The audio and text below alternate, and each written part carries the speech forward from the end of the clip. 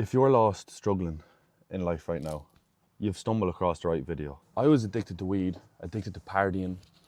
I might have looked confident to other people or perceived somebody that was, perceived this fake person that was chasing fake highs, fake dopamine, fakeness.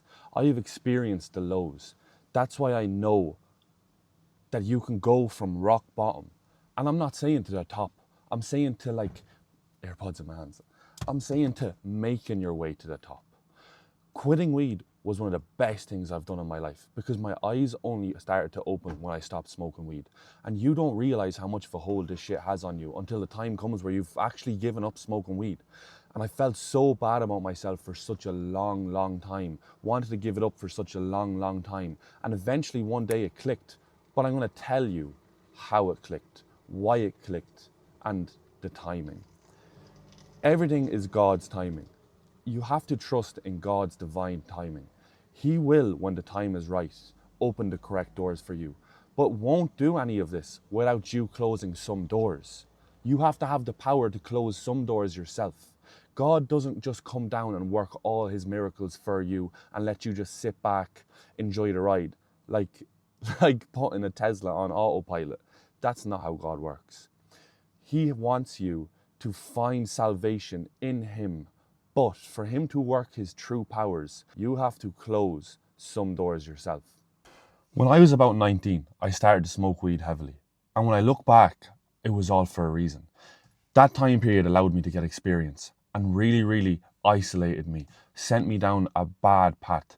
But one thing I will tell you is if you ask God for flowers, he's going to give you rain. You will go through a storm that is only going to allow you to grow in the end. But you have to just view it as this. You have to remember this. The storm you're going through will pass. You have to look back then and extract as much value from this time period as you can. Not everything in life is sunshine and roses. There will come times where you are struggling. There will come times where you are literally on your knees. You have no idea how you're going to get out of this, but you will. Believe you will, and you will. That is how life works. Your mind is the most powerful tool on this planet. Desperation is like the ick for all your desired reality. Whatever you want in life, you inevitably can obtain. But if you are desperate, like money, let's say somebody needs money, wants money, thinks about it every day, I need money. They're not going to get money. Money is not going to come to them because they haven't accessed a vibration level that is going to allow them to attract it because they have an ick, which is desperation. So I'm sure at this stage of the video, you're thinking, what did I start to do to get better? Solitude. I started to spend time on my own. When I spent time on my own, I was left no choice but to deal with my emotions. Now, at the start of this period of being on my own, the way I dealt with these emotions was by over smoking. But it was only inevitable that I was going to realize that what am I doing with myself? Where is this going to lead me to? Do you want more in your life? Yes, I did. I had to answer this question honestly. I wrote down a why I need more and why I want more. I don't come from a family that have a lot. I've got a little brother and a mother that could really do with me being focused and on a purpose-driven path. And when I seen this on paper, I had to man up and realize that, am I going to be that man that can provide, protect, and take care? Or am I going to be that man that wallows in the midst of his own sorrow and falls victim to his own misery? Are you going to be that man or girl that falls victim to their own misery? That is the question you need to ask yourself. Write down your why. That is how you start. Identify your triggers. What people, emotions are leading you to falling back into these bad habits? This is going to show you clearly what is leading you down the wrong path. When you also write out your why, see it on your piece of paper every day. Have this piece of paper beside your bed. This is what I did. I promise you, in my next video, I will show you my letter. It's very personal, very deep. This is what you need. Life is a game, and if you play it correctly, you will get what you want out of life. Seeing the letter on your bedside locker every day is a little reminder as to why you need to keep going. Who are you doing this for? And mixing pure passion with God's power can obtain anything. When I prayed every single day, I said to God, help me overcome this addiction that is holding me back. And I know that when God was listening to me, He put it in my mind that I had to close some doors. I moved abroad, and that was a key factor of giving up my addiction to smoking weed. That allowed me to leave every environment behind, because my environment that was leading me to smoke was where I was from. I was paying overpriced rent. I was paying for a car. I was making fuck all money. Literally, I had no income. All my money up until I went 20, up until January this year, I was never able to save money. And a lot down to my own stupidity, but then I had ended up leaving myself in such a bad position that back then, when I started to clean up my habits, I was still not able to save money. And changing my environment has benefited me so much, because when I look back, where I was, all there was around me was triggers. Now that I'm living in Sweden and I've moved away, them triggers are gone. I'm on a purpose-driven path, and you can get on this purpose-driven path too. You have clicked on this video because you want to get onto a purpose-driven path. That is possible for you.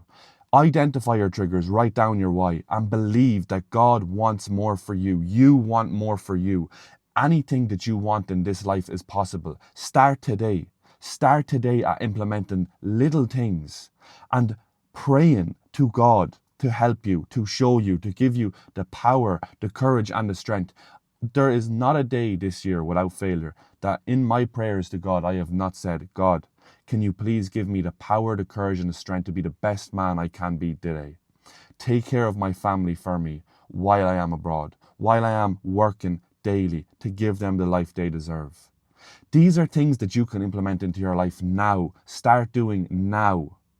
And when you start to see the little changes that can happen over a week, 2 weeks, 3 weeks, a month, 2 months, you will become so addicted to the grind. Because if you have an addiction, if you've managed to build addiction to a substance, you can rewire addiction.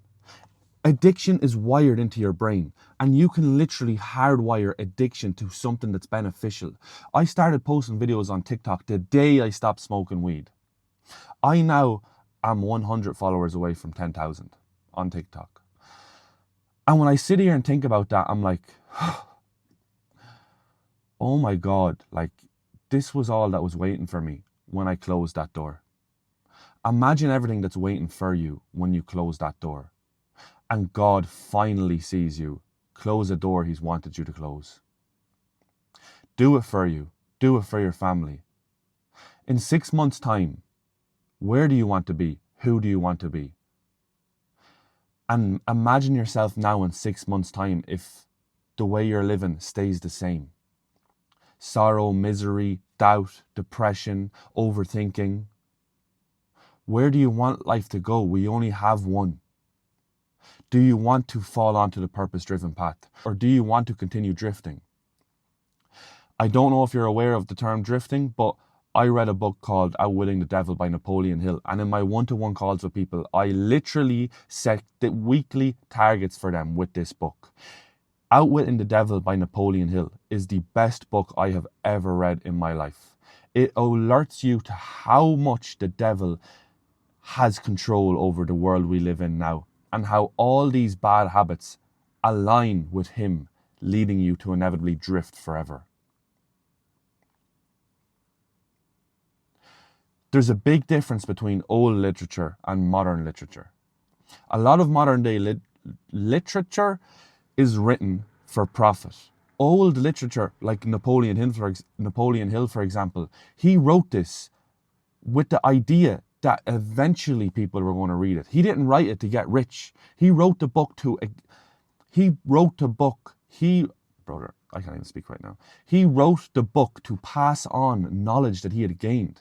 He was an extremely intelligent person that had no other reason but want to pass on this knowledge he obtained by interviewing thousands of people.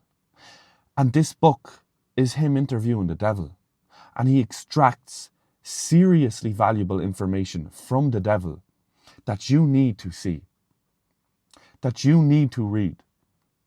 And you will see the way this world we live in works. You will see how it has a hold over a lot of people and how these people have a hold over those around them.